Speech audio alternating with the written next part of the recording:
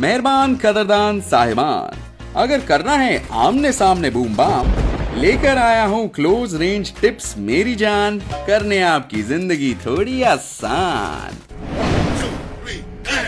Welcome दोस्तों, अगर battle grounds में करना हो बूम बाम तो फाइट्स लेनी पड़ेंगी घमासान।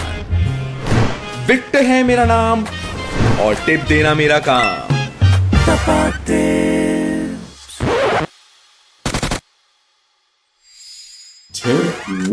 तो सबसे पहला टिप है स्कोप का सही इस्तेमाल करने के बारे में। क्लोज रेंज फाइट्स में आपको हमेशा ये ध्यान रखना है कि स्कोप खोल के फाइट नहीं लेनी है, क्योंकि जब तक आप स्कोप खोल के अपने ओपोनेंट के आंखों में आंखें डालोगे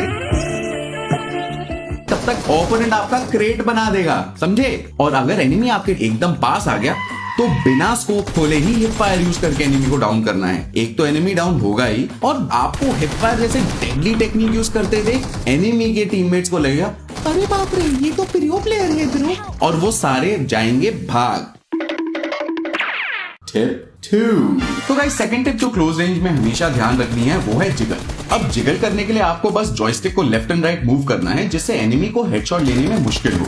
लेकिन ये याद रखना कि आप डांस बलिए डांस के कंटेस्टेंट नहीं हैं, तो इसीलिए जिगल करते करते एनिमी पे फायर करना भी जरूरी है। फायर करते हुए ये ध्यान रखना कि आपका क्रॉस हेड एनिमी के हेड के साथ अलाइंड रहे, नहीं तो बॉलीवुड के गुंडों के जैसे आपके बुलेट्स भी एनिमी के आसपास लगेंगे और वो हीरो के जैसे आपको डाउन कर देगा। चाहे आपका बॉडी लेफ्ट एंड राइट हिल रहा हो, एम आपके एनिमी के सर पे ही होना चाहिए। कि अगर जिगल के साथ साथ आप क्राउच भी ऐड करोगे फिर तो एनिमी का दिन ही खराब हो जाएगा।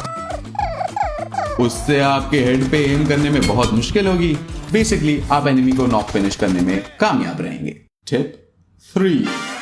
अब थर्ड टिप में हम बात करने वाले हैं 3 चीजों की guys, drop shot, crowd shot and jump shot के बारे में। तो ड्रॉप शॉट की जब हम बात करते हैं तो गाइस ये सबसे ज्यादा काम आता है जब एनिमी आपको सरप्राइज अटैक करे। तो ड्रॉप शॉट आप ये 2 सिचुएशंस में यूज कर सकते हैं। पहला सिचुएशन, जब आपको नहीं पता कि आपके आसपास कोई एनिमी कैंप कर रहा है। ऐसे मोमेंट पे अगर आप टहलते टहलते बिल्डिंग के अंदर चले गए जहां बंदा बहुत देर से इंतजार में आपका कैंप कर रहा है, तो ऑब्वियसली वो आपको पीछे से शूट करेगा, और क्योंकि कैंपर का कोई ईमान नहीं होता आपको सीधा नॉक फिनिश देगा। बुरा लगता है भाई आप लोग। तो इस सिचुएशन में अगर आप फायरिंग शुरू होते ही प्रोन करोगे तो एनिमी का एम हो जाएगा चोक और आपको टाइम मिल जाएगा वापस फायर करने के लिए। ये देखो स्लो मोशन स्लो मोशन में यार जो बात है, मतलब भाई वाह, मजा आ गया। अब गाइस दूसरा सिचुएशन है एक्सट्रीम क्लोज रेंज फाइट्स। इस सिचुएशन में भी एनिमी का एम आपके ड्रॉप शॉट की वजह से होगा तो चोक, लेकिन जब तक वो अपना एम एडजस्ट करेगा तब तक आप इसको डाउन कर सकते हो और उसको अपने इमोट्स के साथ थोड़ा सा टीज भी कर सकते हो यार। अब आते हैं क्राउड शॉट पे। जैसे कि हमने पिछले टिप में बताया था गाइस, क्लोज रेंज 1v1 में आपके जिगल के साथ साथ अगर आप क्राउड शॉट भी ऐड करोगे तो एनिमी के लिए ठीक से फायर करना बहुत मुश्किल हो जाएगा। क्राउड शॉट से एनिमी के बुलेट्स जो आपके हेड पे लगने थे वो पीछे वाली दीवार पे लग जाएंगी और फिर आप आसानी से उनको डाउन कर सकते हो और गुस्से में एनिमी अपना फोन को तोड़ सकता है। अगला है जंप शॉट, जिसके बलबूते पे सारी एक्शन फिल्म्स टिकी हुई हैं। गाइस जंप शॉट एनिमीज को सरप्राइज करने में बहुत काम आता है। जैसे कि अगर आपका एनिमी कोई स्पेसिफिक जगह पे टीपीपी लेके छुपा हो तो आप थोड़ा सा आगे जाके जंप शॉट देके उसको सरप्राइज दे सकते हो। एनिमी को लग रहा होगा कि वो बढ़िया छुपा हुआ है, लेकिन उसी मोमेंट पे आप उसके ऊपर से टाप के उसे डाउन कर सकते हो। इसमें आपको एडवांटेजेस मिलती हैं 2, एक तो हाइट का एडवांटेजेस, दूसरा एनिमी के एम को खराब करने का एडवांटेज। टिप 4।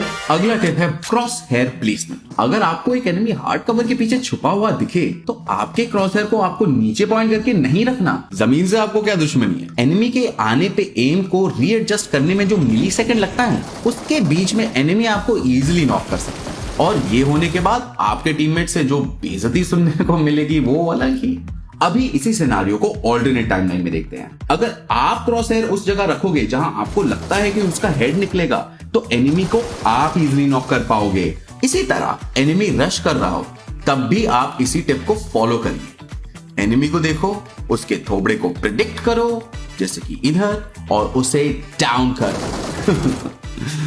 झुक के रहना पड़ेगा मेरे आगे क्योंकि मैं अपने में खुद हीरो हूं। Anyway let's move on.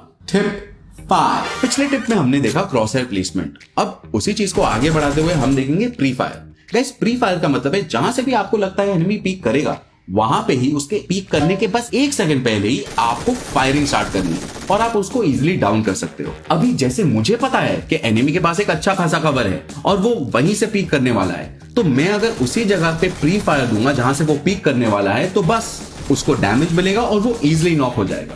Tip 6। तो क्लास, अगला टिप ये है कि आप एनिमी के प्री फायर से कैसे बच सकते हो। प्री फायर करने वाला टिप तो एनिमी भी आपकी तरह ये वीडियो देख के सीख ही रहा होगा, इसीलिए आपको वेट करना है कवर में जब तक एनिमी का एमो या तो खत्म ना हो जाए या जब तक एनिमी अपनी गन को रिलोड पे ना डाले। जब आपको वो साउंड आ जाएगी रिलोड करने की, उसी मोमेंट पे आपको अपना फायर देना है। टिप 7। तो स्टूडेंट्स, अभी हम बात करेंगे शॉटगन और एसएमजी के बारे में। शॉटगन फायर करता है सिंगल शॉट्स और क्लोज रेंज में एक ही शॉट में एनिमी को डाउन कर सकता है। क्योंकि सिर्फ एक सिंगल शॉट है, एनिमी के पास भी रिएक्ट करने के लिए बहुत कम टाइम होता है और उनके गन निकालते निकालते ही वो डाउन हो जाते हैं। लेकिन आप लॉन्ग रेंज में शॉटगन फायर करोगे तो बीजीएमआई का वॉइस कमांड भी खुद आपको बोलेगा, चल बे चल नोबड़े पतली गली से निकल। अगला है गाइस एसएमजी, जो क्लोज रेंज में बहुत यूजफुल होती है। एसएमजीज के हल्के होने की वजह से आपका मूवमेंट तो फास्ट होता ही है और इसका फायर रेट भी बहुत हाई होता है, जिसकी वजह से आप काफी सारे बुलेट्स आप जल्दी जल्दी फायर कर सकते हैं। एसएमजीज की रिकॉइल भी एआर के कंपैरिजन में कम है, जिसकी वजह से एक्यूरेसी भी आप अच्छी बनाए रख सकते हो। और एसएमजीज के हाई फायर स्पीड की आवाज तो मतलब बहुत ही ज्यादा सैटिस्फाइंग है गाइस। टिप 8। तो अब हम बात करेंगे टीपीपी से एफपीपी पे स्विच करने का सही मोमेंट।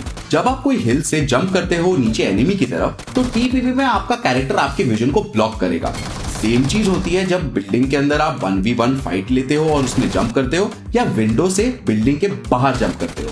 तो आपको क्या करना है गाइस, जंप करने के उसी मोमेंट पे टीपीपी से एफपीपी पे स्विच करना है, जिससे अब आपका कैरेक्टर ब्लॉक नहीं करेगा और आप एनिमी को क्लियरली देख सकते हो और उन पे फायर कर सकते हो।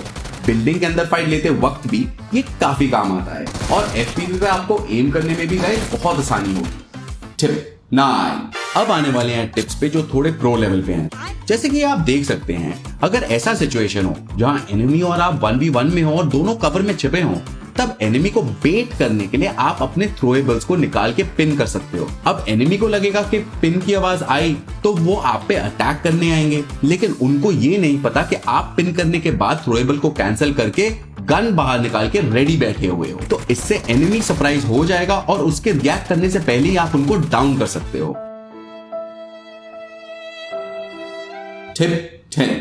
तो बच्चों, आते हैं आखिरी की टिप पे। अगर आपके टीममेट्स भी मेरे टीममेट्स की तरह एक नंबर के नूबड़े हैं, तो आप भी अपने टीममेट्स को एनिमी को नॉक करने में भी यूज कर सकते हो। सिंपल है, जब आप और आपके टीममेट्स कवर में हैं और आपको एनिमी दिखे, तो आपको अपने टीममेट को ओपन में भेजना है ताकि एनिमी उस पे फायर करे और उसी मोमेंट पे आपको एनिमी पे फायर करना है। क्योंकि एनिमी का फोकस आपके टीममेट्स पे रहेगा, आप एनिमी को इजीली नॉक कर सकते हो। लेकिन अगर नॉक हुए टीममेट्स को रिवाइव करना भूल गए तो गहरी दोस्ती में भी दरार आ सकती है। So guys, please don't forget to revive. तो अगर दोस्तों आज आपने मुझसे कुछ सीखा है तो वो है ये कि एनिमी को घुस घुस के, ढूंढ ढूंढ के, पटक पटक के, चुन चुन के, बूम बूम के, आंखों में आंखें डाल के, उसके कान में जाके चिल्ला के बोलना है। लाइक, शेयर एंड सब्सक्राइब कीजिए और अपने भाई विक्टर को विदा कीजिए। Alright guys, bye and catch you on the next one.